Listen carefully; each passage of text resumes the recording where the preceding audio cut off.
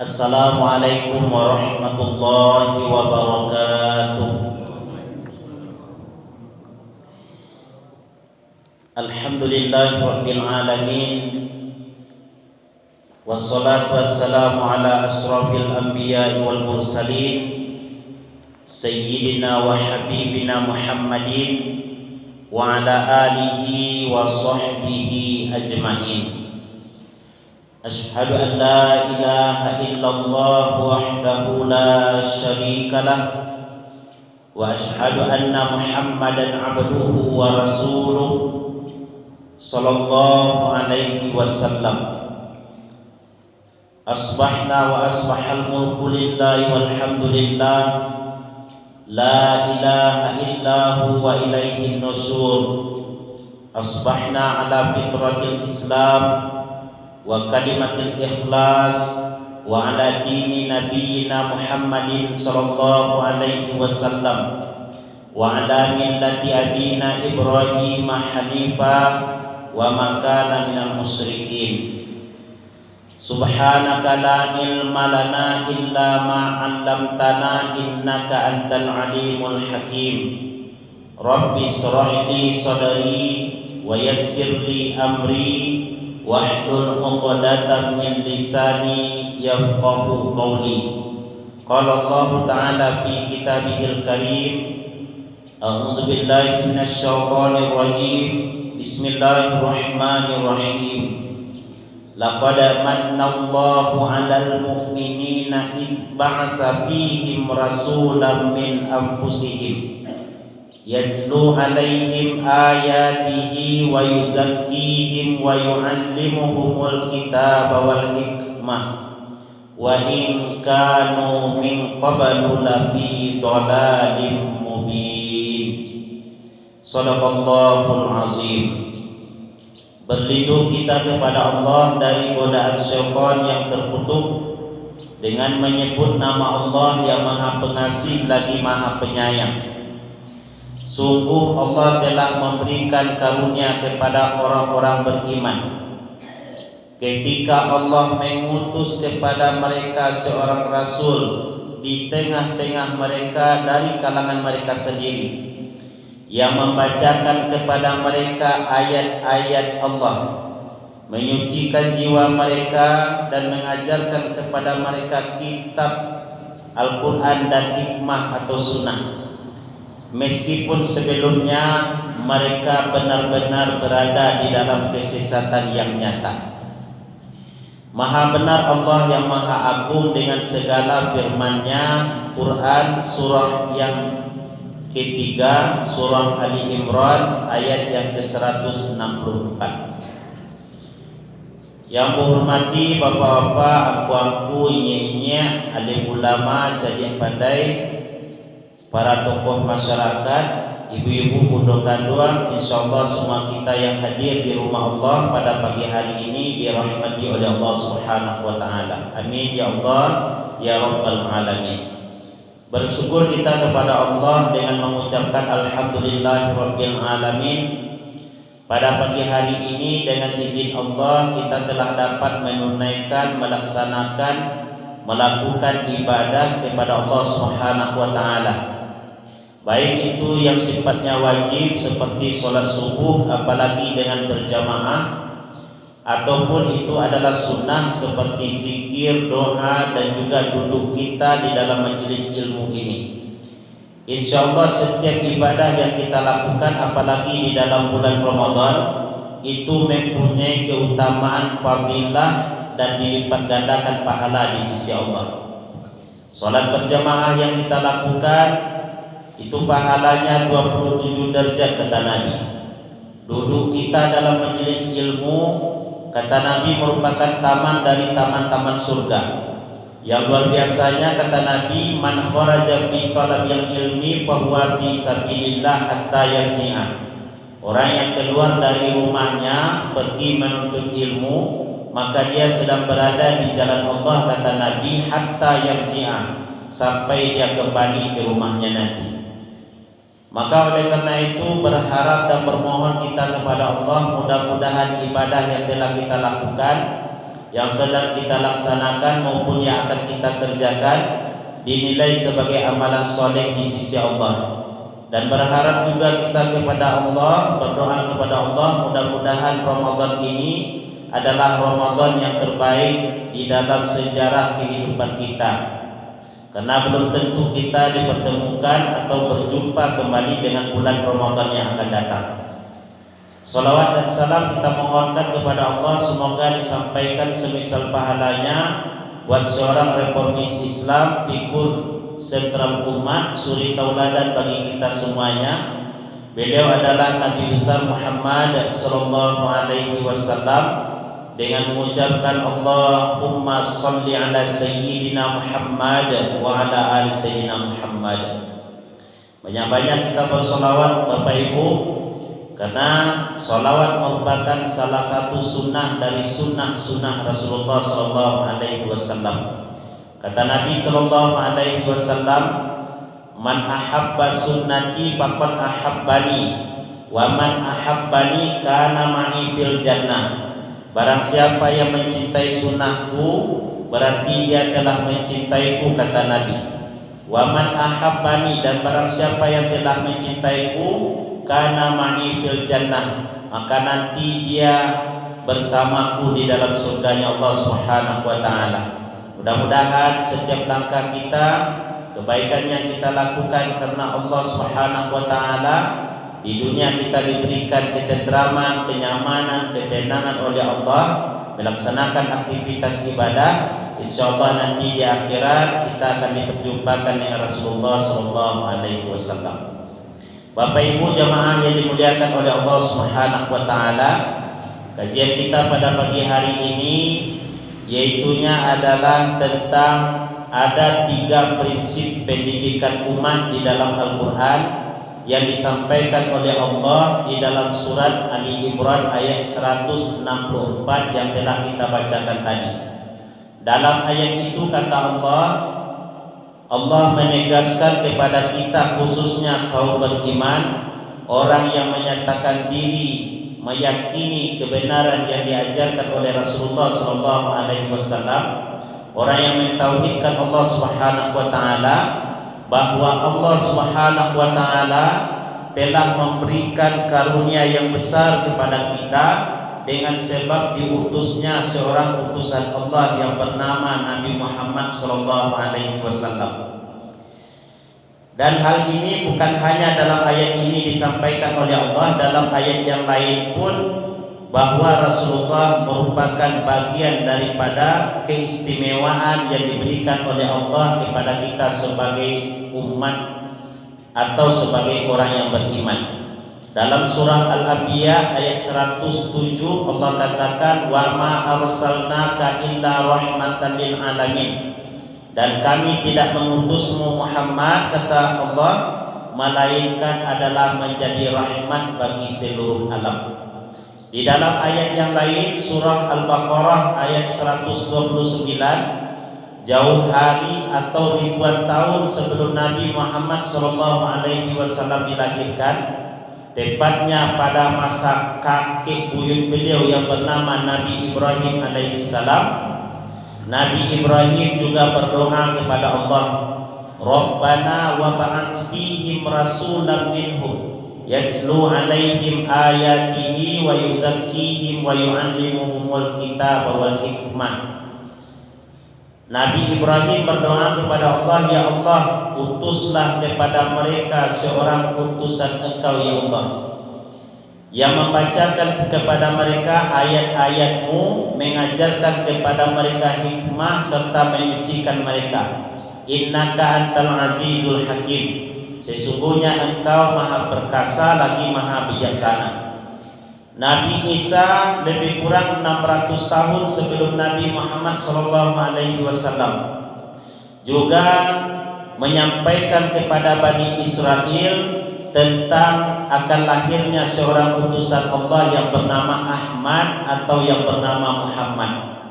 Wa idh qala Isa bin Maryam ya Bani Israel inni rasulullahi ilaikum musaddiqan lima baina yadayya minat Taurat wa mubasysyiran bi rasuli rasuli ya'ti min ba'di ismuhu Ahmad. Dan ingatlah ketika Isa putra Maryam menyampaikan kepada Bani Israel, wahai Bani Israel, sesungguhnya aku ini adalah utusan Allah kepadamu. Tugasku ada dua. Pertama adalah membenarkan kitab Taurat, kitab yang diturunkan kepada Nabi Musa. Yang kedua, wa mubasysyiran bi rasuli ya'ti min ba'di ismuhu Ahmad. Dan aku menyampaikan berita gembira kepada kalian bahwa nanti di kemudian hari akan datang seorang rasul yang bernama Ahmad. Jauh hari sebelum Nabi Muhammad lahir, ini sudah disampaikan oleh Nabi Isa, menandakan bahwa yang akan lahir ini adalah benar-benar menjadi karunia besar bagi kehidupan manusia, tak terkecuali bagi kita sebagai orang yang beriman kepada Allah Subhanahu wa taala. Maka oleh karena itu Bapak Ibu jemaah yang dimuliakan oleh Allah, betapa besarnya nilai seorang mukmin di hadapan Allah, betapa agungnya kepribadian seorang yang beriman kepada Allah di saat dia benar-benar meyakini dan mengakui bahwa Allah sebagai Tuhan dan Nabi Muhammad adalah sebagai utusan Allah Subhanahu wa taala. Suatu ketika ada orang Arab Badui datang kepada Nabi, "Ya Rasulullah, wahai Rasulullah, mata sa'ah." Wahai Rasul, kapan kiamat terjadi? Dia ada orang Arab bertanya kepada Nabi, bila kiamat terjadi wahai Rasulullah? Lalu Nabi mengatakan, ma'adatta laha. Kalau sekiranya kiamat itu terjadi, apa persiapan yang kau siapkan untuk hal demikian? Lalu orang Arab ini mengatakan, uhibbullah wa rasulah. Saya mencintai Allah dan saya mencintai Rasulnya. Lalu Nabi mengatakan, anta ma'a man ahbabtalah. Engkau nanti bersama siapa yang engkau cintai. Nah, dari hadis ini seolah-olah Nabi menyampaikan pesan kepada kita sebagai umat Islam bahwa kehidupan ini di dunia ini tidak lama. Kehidupan di dunia ini akan berakhir. Kehidupan di dunia ini akan mengalami kejadian besar nantinya yang disebut dengan kiamat. Ketika itu barulah manusia tersadar. Nah, orang yang beriman kepada Allah, keberuntungan yang besar itu bukan di dunia, tapi di saat nanti di akhirat dia dimasukkan oleh Allah lantaran melaksanakan ubudiyah ibadah kepada Allah berdasarkan petunjuk Allah dan sunnah Nabi Sallallahu Alaihi Wasallam. Di dalam surah Ali Imran ayat 185 Allah katakan, kullu nafsin za'iqatul maut wa innama tuwaffawna ujurakum yaumal qiyamah faman zuhziha 'anil nari wa udkhilal jannata faqad faz wa mal hayatud dunya illa mata'ul ghurur. Setiap yang bernyawa itu akan mati. Setiap yang bernyawa itu akan mengalami sakaratul maut. Hanya saja disempurnakan amalan kamu nanti pada hari akhirat. Maka oleh karena itu siapa yang dimasukkan ke dalam surga, dimasukkan ke dalam surga dan dilepaskan dia dari neraka, faqad faz, itulah orang yang beruntung. Dan mungkin kita akan mendapat keberuntungan Bapak Ibu kalau kita tidak menjalankan apa yang telah disampaikan oleh Allah dan oleh Rasulullah Sallallahu Alaihi Wasallam. Maka di saat orang sudah menyadari bahwa kehidupan dunia ini berakhir nantinya, sejatinya dia melaksanakan apa yang diperintahkan oleh Allah dan apa yang diperintahkan oleh Rasulullah Sallallahu Alaihi Wasallam. Maka kita sangat bersyukur Bapak Ibu, kalau bukan lantaran Nabi Muhammad Sallallahu Alaihi Wasallam kita mungkin tidak ada di sini. Kalau bukan lantaran karena Nabi Muhammad Sallallahu Alaihi Wasallam, maka barangkali kita tidak akan menemui kehidupan yang bahagia di dunia ini. Maka wajar di antara penelitian yang dilakukan oleh orang-orang di luar Islam, mereka mengatakan bahwa Nabi Muhammad adalah is the best, namanya dulu. Terbaik di antara 100 orang terbaik di dunia menurut Michael Hart itu adalah Nabi Muhammad nomor 1. Kenapa Nabi Muhammad nomor 1? Karena Nabi Muhammad bukan hanya berjuang untuk dirinya, menyelamatkan dirinya, tapi juga menyelamatkan kehidupan umat manusia. Bukan hanya mementingkan pribadinya, tapi juga mementingkan umatnya. Maka ketika kita membaca sejarah Isra dan Mi'rajnya Nabi Sallallahu Alaihi Wasallam, ketika Nabi sudah diperlihatkan dengan surga, sudah sampai ke Sidratul Muntaha, Nabi tidak ingin tinggal di sana. Bayangkan Bapak Ibu, kalau bukan misi dakwah yang dibawa oleh Rasulullah, barangkali siko selampo ya Allah malih yang turun ke dunia leh. Biarlah diserupu saya tinggal leh. Biasalah umat mau ditulai. Barangkali itu yang akan disampaikan oleh Rasulullah kepada Allah Subhanahu wa taala. Tapi nyatanya tidak. Maka di dalam Quran surat yang ke-9 atau surat At-Taubah, Allah mengatakan laqad ja'akum rasulun min anfusikum azizun 'alaihi ma anittum harisun 'alaikum bil mu'minin raufur rahim. Di antara keutamaan Rasul itu Bapak Ibu, beliau bisa merasakan apa yang dirasakan oleh orang lain. Nabi Bapak Ibu pernah ditawari di orang kafir Quraisy, asalai berarti berdakwah, asalai berarti menyebarkan agama yang dibawa oleh Nabi Muhammad, apapun akan diagi di orang kafir Quraisy itu Bapak Ibu. Jangankan bansos le, bantuan sosial le, padusi 100 perempuan tercantik pun akan diberikan di Mekah itu kepada Nabi. Jangankan piti sekian ratus ribu le, emas dan perak, dirham dan dinar akan diberikan kepada Nabi Muhammad. Jangankan menjadi pejabat biasa le, menjadi raja pun akan diangkit di Mekah tersebut kalau sekiranya Nabi Muhammad mau berhenti berdakwah. Tapi kenapa Nabi tidak mau menerima tawaran orang kafir Quraisy tersebut? Karena Nabi meyakini bahwa kehidupan ini hanya sebentar. Sehebat-hebatnya presiden berkuasa Bapak Ibu, itu 2 periode beliaunya. Anak meminta nak ketiga, mungkin dah inyo dah ikut siarnya suruhnya dah. Maka oleh karena itu Bapak Ibu jemaah yang dimuliakan oleh Allah, tidak ada yang abadi di dunia ini. Yang abadi adalah ketika kita mencintai Allah dan Rasul, dan itu yang membuat kita bahagia dunia dan akhirat kita. Bapak Ibu jemaah yang dimuliakan oleh Allah, sudah itu harisun 'alaikum bil mu'minin.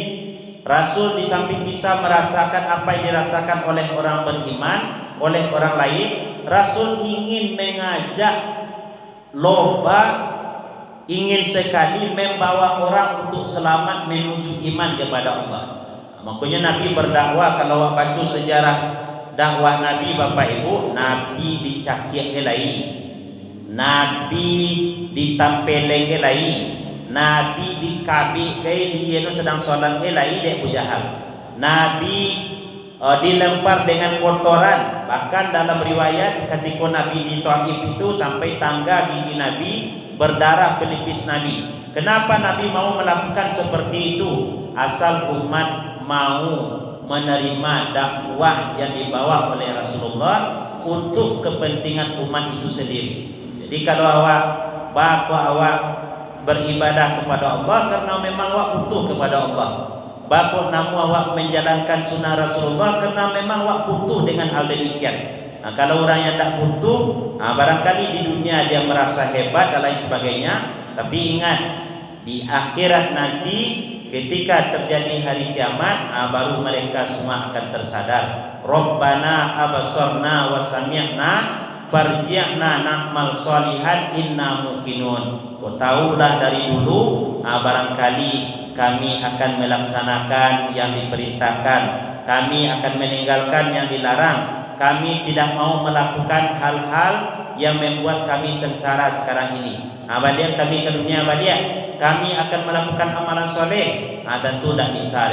Maka oleh karena itu Bapak Ibu, Nabi Muhammad ingin kita menjadi pribadi mukmin yang taat kepada Allah Subhanahu wa taala.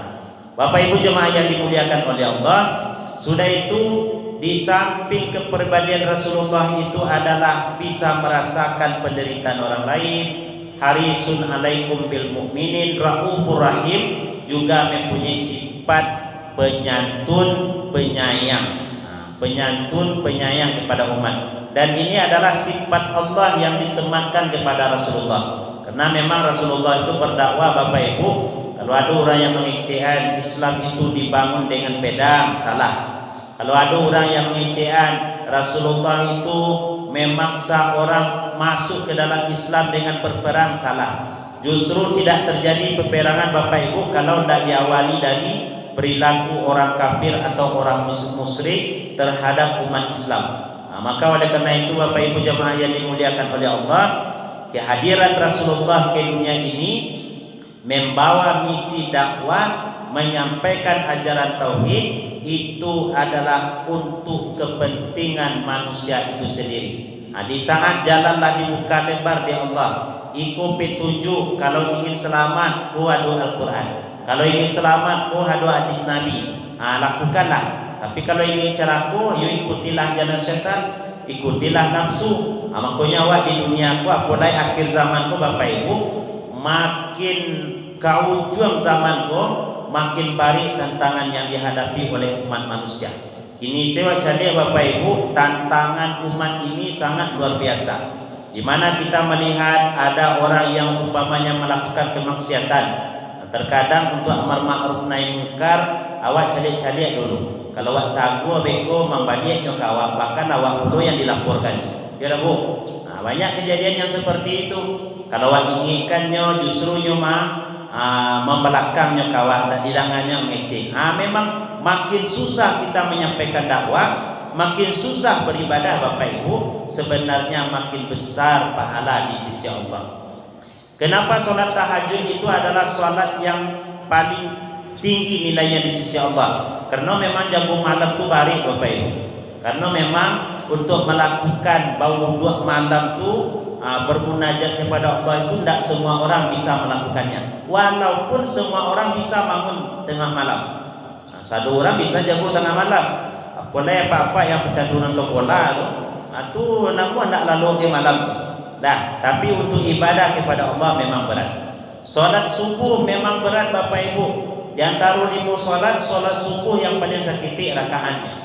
Tapi solat subuh adalah solat yang paling besar pahalanya di sisi Allah. Kata Nabi, man sholal isya'a fi jama'atin faka'annama sholla nisfal lail. Orang yang melaksanakan sholat isya berjamaah, Bapak Ibu, sama jo sholat separuh malam. Wa man sholla subha fi jama'atin faka'annama shollal lail kullah. Sementara orang yang melaksanakan sholat subuh berjamaah, sama jonyo melakukan sholat samalam subuh. Kadang pahalanya itu. Apalagi Bapak Ibu, sholat subuh ini adalah sholat yang disebut dengan sholat wusta. Hafizu ala sholawati was sholatil wusta. Jagalah, peliharalah sholat dan sholat wusta. Ada ulama yang mengatakan sholat asar dan ada ulama yang mengatakan sholat subuh, karena memang waktunya di pertengahan. Pertengahan antara malam dengan siang itu subuh. Pertengahan antara siang dengan malam itu adalah asar. Maka dua malaikat Allah setiap hari ini akan bergantian. Malaikat malam akan berganti shift yang malaikat siang, itu di waktu sore dan di waktu subuh. Maka beruntunglah orang yang ketika siang harinya beribadah, catatan amal kebaikannya banyak di sisi Allah. Dia hadapkan kepada Allah, hambamu ya Allah sedang melakukan kebaikan. Aku orang yang beruntung. Tapi kalau ketika di store amalan kepada Allah, ternyata sedang melakukan kemaksiatan, wal iyazubillah, hambamu sedang melakukan kemaksiatan ya Allah. Bapak Ibu jemaah yang dimuliakan oleh Allah, maka awak sangat bersyukur bana, karena awak lai di antara sekian banyak manusia di dunia, Bapak Ibu. Barang jumlah penduduk dunia kini, Bapak Ibu, itu miliaran. Lebih kurang 7 miliar lah kira-kira. Dari 7 miliar orang tuh orang seluruh 7 miliar tuh. Apakah semua orang beriman kepada Allah? Tidak dulu. Tidak satu orang beriman kepada Allah. Dari yang beriman kepada Allah yang mengaku Islam, apakah semua orang yang taat kepada Allah? Tidak dulu. Buktinya ada 7 orang yang dalam bulan Ramadan mereka bangga nak berpuasa. Yang dalam bulan Ramadan mereka biasa saja, tidak meningkatkan kebaikan. Maka oleh karena itu Bapak Ibu, sebagai orang yang beriman kepada Allah dan kepada Rasulullah, tentu awak selalu meningkatkan kebaikan di sisi Allah. Apalagi bulan Ramadan lah diperjumpakan oleh Allah kepada awak ini kok. Sebelumnya awak rajin berdoa, Allahumma barik lana fi Rajaba wa Sya'bana wa balighna Ramadan. Berkahi kami ya Allah dalam bulan Rajab, berkahi kami dalam bulan Sya'ban, sampaikan kami ke dalam bulan Ramadan. Kini awak dah sampai ke dalam bulan Ramadan. Semua orang akan beribadah dalam bulan Ramadan. Mungkin di awal-awal Ramadan lahir rami sajid. Mungkin di awal-awal Ramadan lahir rami tadarus di masjid, di musala. Tapi makin ke ujung Ramadan, biasanya kok tak. Justru masjid makin kurang isinya. Justru masjid imarahnya makin kurang. Justru semangat orang membaca Quran agak mudah. Padahal Nabi makin ke ujung Ramadan makin rajin beribadah bu. Makin ke ujung Ramadan Nabi makin giat untuk beriktikaf, melakukan ibadah, ahya lailahu, menghidupkan malam-malamnya dengan ibadah. Wa aiqaza ahlahu, membangunkan keluarganya, istri dan anak beliau. Sudah itu wasyadda mi'zarah, Nabi mengencangkan ikat pinggangnya, tidur tidak bersama istri beliau. Kenapa? Karena makin ke ujung Ramadan makin ada keutamaan besar yang diberikan oleh Allah. Salah satunya adalah di malam-malam terakhir atau malam-malam ganjil 10 hari terakhir bulan Ramadan. Di situ ada satu malam lebih baik dari 1000 bulan. Itulah yang disebut dengan Lailatul Qadar. Bara keutamaan dan motivasi yang diakhiri Allah Bapak Ibu dengan adanya bulan Ramadan. Umur awak yo pendek-pendeknya Bapak Ibu. Umur umat Nabi Muhammad kata Nabi antara 60 dan 70 tahunnya. Tapi amal ibadahnya Bapak Ibu bisa mengalahkan amal ibadah yang dikerjakan oleh umat-umat dahulu yang umurnya ribuan tahun. Bayangkan Bapak Ibu 50 tahun umur kita, dikurangi masuk taklif atau masih anak-anak 5 balik tahun, 50 kurang 5 balik 35 kali lah 35 kali Ramadan basuh Jawa. Bayangkan kalau 35 kali itu basuh Jawa Lailatul Qadar, itu dikalikan 83 tahun. 35 kali 83 itulah hampir 2000 Bapak Ibu. Lebih 2000. Padahal umur umat Nabi terdahulu hanya kira-kira 1000. Ada 1400 lain, 1500 lain. Awak bisa melebihi daripada itu. Kenapa demikian? Karena diperjumpakan oleh Allah dengan bulan Ramadan. Inilah nikmat Allah yang terbesar kepada kita Bapak Ibu. Bagaimana kita menghadirkan cinta kita kepada Rasulullah? Di antaranya adalah laksanakan yang diperintahkan oleh Allah dan Rasulullah. Sudah itu laksanakan apa yang menjadi keharusan bagi kita untuk selalu dekat dengan Rasulullah, amalkan sunnah Nabi. Terus Bapak Ibu jemaah yang dimuliakan oleh Allah, apa nilai-nilai pendidikan yang diberikan oleh Allah di dalam ayat ini? Di samping Allah menyampaikan, memproklamirkan bahwa Allah telah mengutus seorang utusannya sebagai karunia besar kepada orang beriman. Di samping itu Allah mengajarkan bahwa tugas Nabi kepada umat dalam mengedukasi umat, mendidik umat dengan pendidikan pertama adalah yatslu alaihim ayati. Nabi mengajarkan, membacakan kepada mereka ayat-ayat Allah, menyampaikan kepada mereka ayat-ayat Allah. Ayat Allah itu ada dua. Pertama ayat yang kauniyah, yang kedua ada ayat yang syar'iyah. Ayat yang kauniyah, alam yang wak caliak ko Bapak Ibu, itu adalah ayat-ayat Allah. Ayat Allah selalunya nampak dewa gunung, nampak dewa tumbuhan yang hijau ranau, bak permadani bertahtakan intan, nampak dewa lawih di piaman tu lah bu. Itu adalah karunia Allah. Itu adalah alam, itu adalah tanda-tanda kebesaran Allah. Sehebat-hebatnya manusia Bapak Ibu, pandangan manusia hanya bisa membuat fisik seperti manusia. Tapi tidak ada manusia yang mampu menciptakan roh. Serupa awak kini kau bu.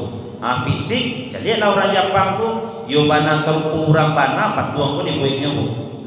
Dijalankannya mereka pakai remote, pakai mesin, pakai pelistrikan. Tapi bisa mereka menciptakan roh? Tidak bisa. Itu adalah tanda kekuasaan Allah Subhanahu wa taala. Bapak Ibu jemaah yang dimuliakan oleh Allah, yang kedua ada ayat itu namanya ayat syariah. Itulah Al-Qur'anul Karim yang merupakan petunjuk kepada manusia. Syahrul Ramadan allazi unzila fihil Qur'an hudan linnas wa bayyinatin minal huda wal furqan. Al-Quran menjadi petunjuk bagi manusia Bapak Ibu. Diturunkan di dalam bulan Ramadan. Akhirnya awak berada dalam bulan Ramadan. Makanya bulan Ramadan itu disebut dengan Syahrul Quran, bulannya Al-Quran. Maka dalam bulan Ramadan banyak membaca Quran. Maka dalam bulan Ramadan ada kurikulum awak tentang bara target awak membaca Quran. Umpamanya tidak bisa awak 5 juz, umpamanya yo 1 juz setidaknya khatam dalam bulan Ramadan.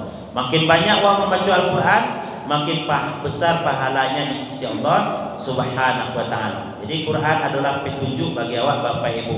Membacanya saja dapat pahala. Tapi cukupkah dengan membaca saja? Tidak. Ternyata awak dituntun dan dituntut oleh Allah untuk mengamalkan Al-Quranul Karim. Bapak Ibu jemaah yang dimuliakan oleh Allah, sudah itu di samping membacakan ayat-ayat Allah, tugas Rasul mengedukasi umat adalah wa yuzakkihim, membersihkan mereka. Dari apa membersihkan? Dari perbuatan dosa Bapak Ibu. Sebab waktu Nabi diutus itu memang manusia dalam keadaan jahiliyah. Apa maknanya jahiliyah? Tidak menempatkan sesuatu pada tampiknya dong. Apa maknanya jahiliyah? Mereka jauh dari nilai-nilai dan norma-norma kemanusiaan sebagaimana yang diatur oleh Allah Subhanahu wa taala. Mereka suka mengumbar aurat, mereka suka mengubur anak perempuan karena dianggap aib, mereka suka melakukan sesuatu terhadap diri mereka walaupun berbahaya seperti minuman keras dan lain sebagainya. Kemudian Nabi datang membersihkan itu, melepaskan mereka dari jeretan jahiliyah tersebut. Jadi dulu lain jahiliyah, lain ada orang hubung anak dulu, lain tapi kini lain ada model itu, lain jahiliyah modern namanya. Banyak orang yang mengubuan anak, menyampan anak ke tangan ia bagai bagus model itu karena takwid. Bagus takwid, iyalah dulu banyak dari kabau tu kepada aleh, akhirnya dicampan anak, iya anak, dibuang anak, itu kan jahiliyah ya nama itu.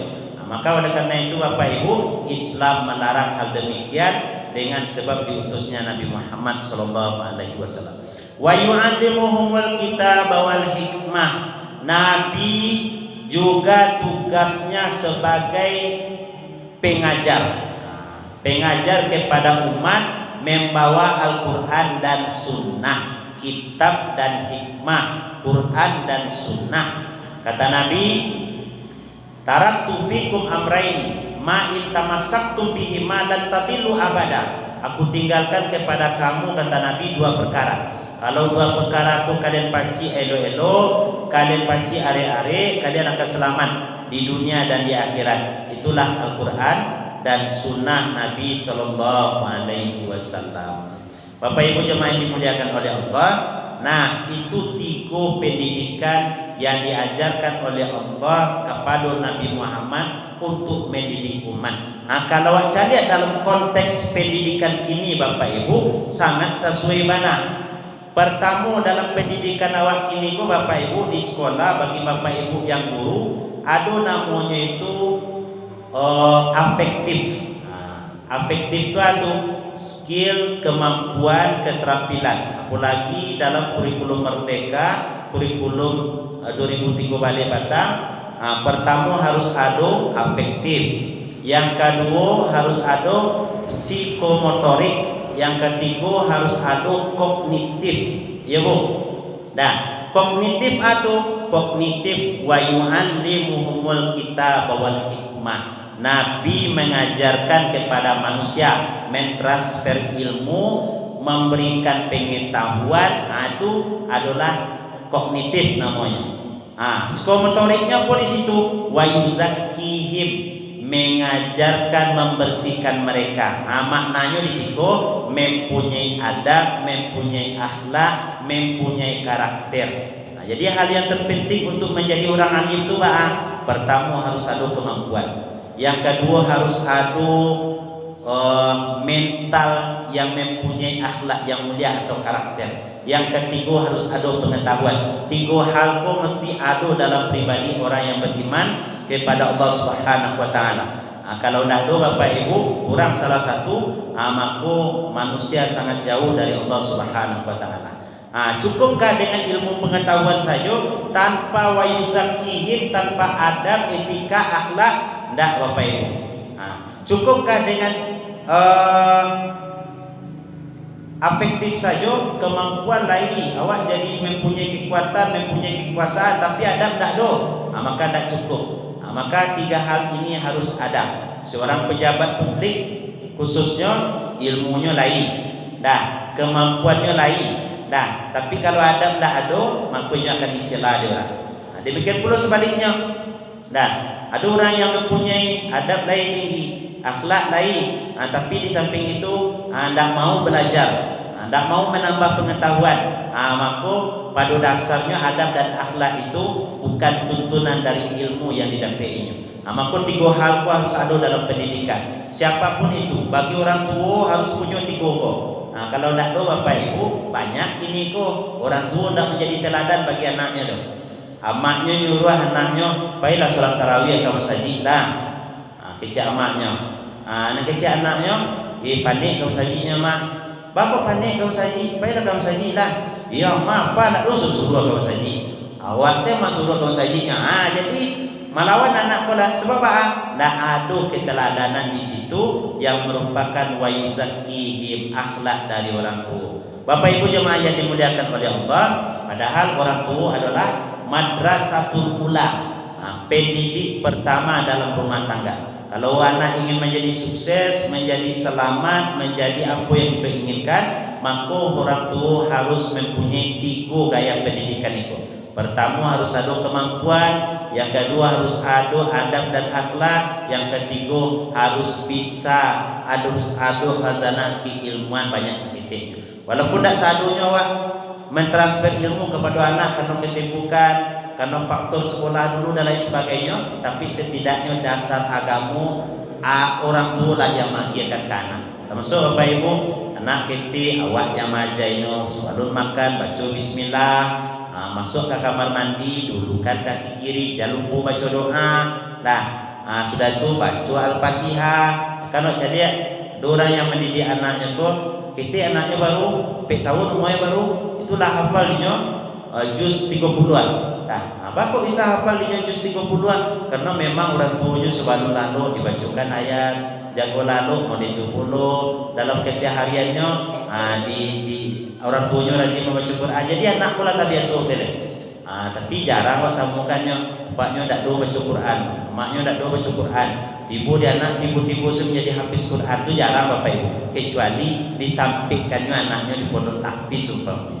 Bapak Ibu jemaah yang dimuliakan oleh Allah, di ujung ayat Allah menyatakan wa in kanu min qablu lafi dhalalin mubin. Walaupun sebelumnya kamu benar-benar berada di dalam kesesatan yang nyata. Sebelum Nabi diutus, memang orang dalam keadaan mempunyai kesesatan yang nyata. Orang tawaf di Makkah itu Bapak Ibu, itu dalam keadaan tidak berpakaian. Orang tak apa-apa mereka bermabuk-mabukan. Mereka tak apa-apa berperang satu sama lain. Mereka tak apa-apa hukum rimba berlaku. Itu orang yang hidup pada masa jahiliyah. Datang Islam mengajarkan kepada mereka kitab. Datang Islam yang dibawa oleh Nabi mengajarkan adab dan akhlak. Datang Islam menyampaikan kepada mereka ilmu pengetahuan. Sehingga lengkaplah Islam itu di hadapan manusia untuk memperkuat iman mereka kepada Allah. Demikian Bapak Ibu, mudah-mudahan melalui ayat itu semakin kokoh keimanan kita kepada Rasulullah, semakin semangat kita melakukan ibadah, lebih-lebih kini awak di dalam bulan Ramadan, dah semakin istiqomah awak melakukan ketaatan kepada Allah. Sebab belum tentu bulan Ramadan besok awak akan dipertemukan oleh Allah Subhanahu wa taala. Berbanyak maaf, billahi taufiq wal hidayah. Wassalamualaikum warahmatullahi wabarakatuh.